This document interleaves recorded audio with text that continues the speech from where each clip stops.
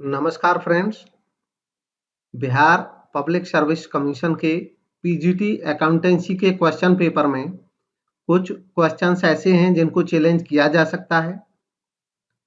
जो क्वेश्चन ऐसे हैं उनके लिए कोई एविडेंस चाहिए होता है। इस वीडियो में हम डिस्कस करेंगे ऐसे क्वेश्चंस का, साथ ही साथ उनसे रिलेटेड एविडेंस का। तो सबसे पहला क्वेश्चन है, ये सेट ए के अकॉर्डिंग है जो बोर्ड ने डाला हुआ था पेपर अपने वेबसाइट पे। सबसे पहला जो क्वेश्चन है 44th क्वेश्चन, इसमें पूछा गया prepaid rent account is a. Prepaid rent account कैसा अकाउंट है? बोर्ड की में लिखा हुआ था नन ऑफ द अबव। ये लिख जाते हैं, एरर हो सकती हैं कई स्टेजेस पे, क्लरिकल स्टेज पे भी एरर हो जाती है, टाइपिंग में भी हो जाती है, सिस्टम की वजह से भी हो सकती है। बट बोर्ड ने ऑप्शन दिया है, काफी अच्छी बात है चैलेंज करने का, अपना चैलेंज करना चाहिए। प्रीपेड रेंट अकाउंट है एक, बोर्ड की आंसर की में नन ऑफ द अबव लिखा हुआ था, जबकि प्रीपेड रेंट अकाउंट एक पर्सनल अकाउंट है और पर्सनल में भी इसकी खास कैटेगरी है representative personal account. Representative personal prepaid rent account representative personal account है, जो कि पर्सनल अकाउंट का एक टाइप है। ये 11th की अकाउंटेंसी की बुक में भी मिल जाएगा, शुरुआती चैप्टर में ही।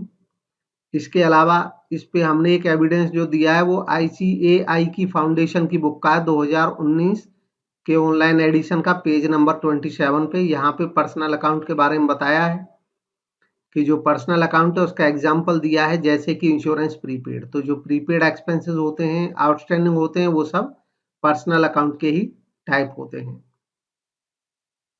नेक्स्ट है, advance received from supplier is not taken as income और सेल। अगर किसी सप्लायर से कोई एडवांस मिल जाता है तो उसको इनकम या सेल नहीं माना जाता है। ये कमेंट बेस्ड है किस पे?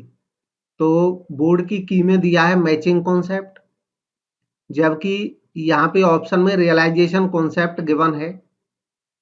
तो जब ये कॉन्सेप्ट गिवन है तो रियलाइजेशन कॉन्सेप्ट का तो मेजर फंडा ही यही है कि रियलाइजेशन कॉन्सेप्ट ये कहता है, रियलाइजेशन को रेवेन्यू रिकॉग्निशन कॉन्सेप्ट भी कहा जाता है।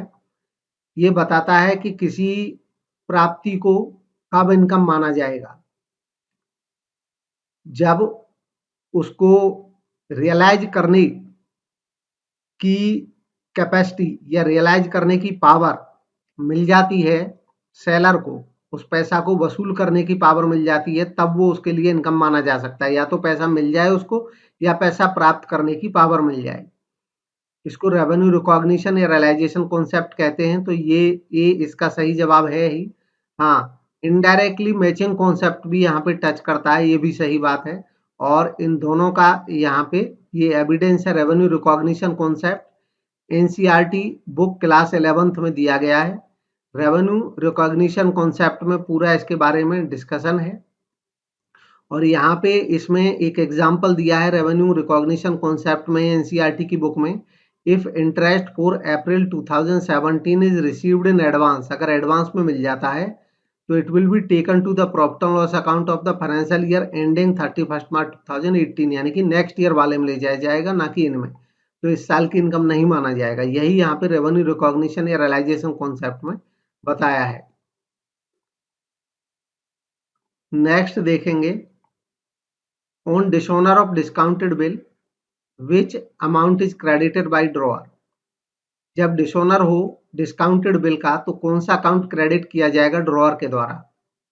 बोर्ड की में ड्रॉई का अकाउंट लिखा हुआ है, जबकि इसका सही जवाब होना चाहिए बैंक अकाउंट। इसकी एंट्री बनती है ड्रॉअर की बुक में। अगर ड्रॉअर ने कोई बिल डिस्काउंट करा लिया था बैंक से और बाद में वो डिसऑनर हो जाए, तो जो ड्रॉअर होता है वो ड्रॉई से पैसे की डिमांड करता है और ड्रॉई के अकाउंट को डेबिट करता है।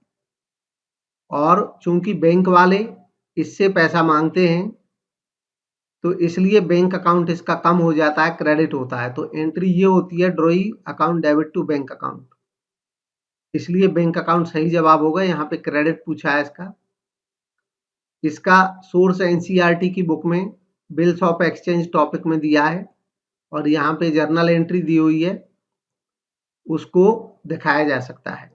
ये जर्नल एंट्री है Vishal account debit to bank account, जिसमें बैंक क्रेडिट हो रहा है, ये डिसऑनर की एंट्री है।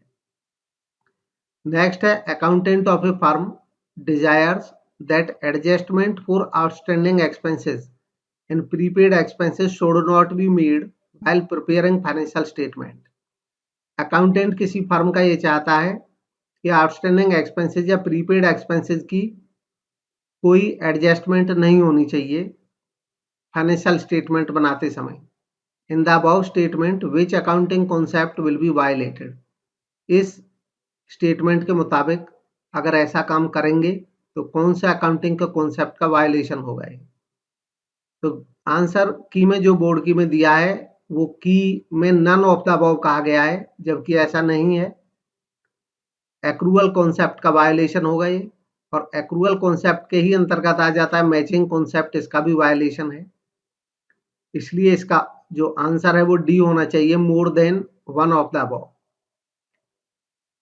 यहाँ पे एनसीईआरटी की बुक में ही दिया है एडजस्टमेंट एंट्रीज के लिए, यहाँ पे बताया है एक्रूअल बेसिस पे ये एंट्रीज होती हैं एडजस्टमेंट्स की। मैचिंग कॉन्सेप्ट के बारे में भी बताया है एनसीईआरटी की बुक में ही, theory base of accounting topic में पेज नंबर 30 पे, कि जो मैचिंग कॉन्सेप्ट है ये एम्फसाइज करता है कि process of ascertaining amount of profit earned or loss incurred during a particular period involve deduction for related expenses from the revenue during that period। Matching concept exactly इस aspect पे काम करता है कि जो रिलेटेड पीरियड है किसी खर्चे का, उससे रिलेटेड इनकम के पीरियड से वो मैच करना चाहिए। तो इस बात को भी यहाँ पे ये टॉपिक कहता है, हम आउटस्टैंडिंग या प्रीपेड का एडजस्टमेंट इस कारण से भी करते हैं ताकि उनका पीरियड मैच करे उनसे संबंधित इनकम से। नेक्स्ट है which of the following statement is या और आर फॉल्स। इसमें से कौन सा स्टेटमेंट फॉल्स है ये पूछा है। पहला statement receipts and payment account records receipts and payment of revenue nature only, ये फॉल्स है। रिसीट्स एंड पेमेंट अकाउंट में रिसीट्स एंड पेमेंट दिखाई जाएंगी चाहे वो रेवेन्यू नेचर की हैं चाहे कैपिटल नेचर की हैं, तो इसलिए ये फॉल्स है एक। तो second statement only revenue items are disclosed income and expenditure account, ये सही स्टेटमेंट है, केवल रेवेन्यू आइटम ही दिखाए जाते हैं इनकम एंड एक्सपेंडिचर में। एंड नेक्स्ट है subscriptions in advance in current year are treated as asset of the not for profit organisation. तो सब्सक्रिप्शन जो एडवांस में मिल जाते हैं एनपीओ को करंट ईयर में, वो एसेट नहीं, एनपीओ के लिए वो लायबिलिटीज रहते हैं। जब तक उनका पीरियड पूरा नहीं हो जाता है तब तक लायबिलिटीज साइड में ये दिखाए जाते हैं। तो दो फॉल्स स्टेटमेंट है 1 और 3, ऐसा कोई ऑप्शन है नहीं, इसलिए इसका जो जवाब हो जाएगा वो नन ऑफ द अबव हो जाएगा ई, जबकि बोर्ड की में 1 दे रखा था ओनली। और इसका जो एविडेंस है वो एनसीईआरटी की बुक में ही 12th क्लास की में एनपीओ वाले टॉपिक में दिया है। Income and expenditure and receipts and payment account के डिफरेंस में ये स्टेटमेंट मिल जाता है हमें कि income and expenditure account record करता है income and expenditure of revenue nature only, तो इसलिए ये स्टेटमेंट सही हो जाता है। और दूसरा यहाँ पे दिया रिसीट्स एंड पेमेंट अकाउंट में it record receipts and payment of revenue as well as capital nature, तो रेवेन्यू के साथ साथ कैपिटल को भी करता है, जबकि यहाँ पे रेवेन्यू ओनली कह रखा है, इसलिए पहला स्टेटमेंट फॉल्स है। दूसरा इसी में एक न्यूमेरिकल दिया है वहां पे बैलेंस शीट में, वैसे तो और भी जगह दिया है बट ये रेफरेंस के लिए सीधा साफ दिख रहा है स्पष्ट। सब्सक्रिप्शन रिसीव्ड इन एडवांस जो है वो चाहे ओपनिंग की बैलेंस शीट हो चाहे क्लोजिंग की बैलेंस शीट हो, उस डेट पे जो भी एडवांस रहेगा वो लायबिलिटीज में ही दिखाया जाता है। नेक्स्ट क्वेश्चन है 78, एल एस और डी पार्टनर्स हैं, प्रॉफिट शेयर करते हैं 2/5 3/7 एंड 3/10 के रेशो में। एस रिटायर होता है फर्म से, what will be the gain ratio of L, L का गेन रेशियो क्या होगा। तो बोर्ड की कीमत 28/70 दे रखा है, बट इस क्वेश्चन में एरर लग रही है। यहाँ पे ओल्ड रेशियो अगर निकालते हैं एल का, एस का और डी का, तो 2/5 3/7 एंड 3/10 इनका जब रेशियो बनाते हैं प्रोपोर्शन पूरा डिनोमिनेटर इक्वल करते हैं 70, तो इनके जो रेशियोज बन के आते हैं वो 28/70, 30/70 एंड 21/70 करेंगे। तो इनका जो टोटल होता है रेशियोज का सभी का आपस में वो 79/70 होता है, जो कि पॉसिबल नहीं है। इनका जो टोटल है वो 1 हो जाना चाहिए। कुल मिलाकर के रेशियोज की एक खासियत रहती है, तभी प्रॉफिट बांटे जाते हैं। तो संभवतः इसमें ये एरर रह गई है कोई, और इसको चैलेंज किया जा सकता है इसकी कैलकुलेशन के साथ ही। नेक्स्ट है cash from operation is equal to, cash from operation equal होगा किसके? बोर्ड की की में दिया है net profit plus increase in outstanding expenses. यहाँ पे एक ऑप्शन और भी है जो इससे सही बैठता है, net profit plus interest paid. इसलिए इसका सही जवाब होना चाहिए D option, more than one of the above. और इसका जो एविडेंस है वो एनसीईआरटी की बुक में क्लास 12th के में कैश फ्लो स्टेटमेंट टॉपिक में दिख जाएगा। ये कैलकुलेशन है बुक में।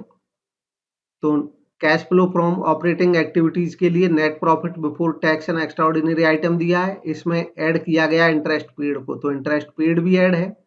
और वर्किंग कैपिटल चेंजेज के लिए इंक्रीज इन ट्रेड पेबल, यहाँ पे ट्रेड पेबल था एग्जाम्पल में, और हमारा जो ये क्वेश्चन था इसमें आउटस्टैंडिंग एक्सपेंसेस है। तो आउटस्टैंडिंग एक्सपेंसेस जो होते हैं वो ट्रेड पेबल की तरह करंट लायबिलिटी ही होते हैं, तो सेम उनका ट्रीटमेंट रहता है, दोनों ही ऐड होने चाहिए। इस कारण से ये दोनों सही हो सकते हैं, ए और सी। नेक्स्ट है which of the following is not an example of capital reserve, इनमें से कैपिटल रिजर्व का एग्जाम्पल कौन सा नहीं है ये पूछा है। बोर्ड की में कंटिजेंसी रिजर्व को सही माना गया है, तो ये तो सही है कि नहीं है ये कैपिटल रिजर्व का एग्जाम्पल, बट साथ ही साथ जो डिविडेंड इक्वलाइजेशन रिजर्व है ये भी नहीं है कैपिटल रिजर्व। ये दोनों ही रेवेन्यू रिजर्व हैं। Profit on sale of asset से कैपिटल रिजर्व बन जाता है। तो सही जवाब तो होना चाहिए था डी, बी और डी दोनों के लिए मोर देन अबव। इसके लिए भी एविडेंस आप, ये तो डिटेल है इसकी, पॉज करके आप देख सकते हैं कौन सा किससे रिलेटेड है।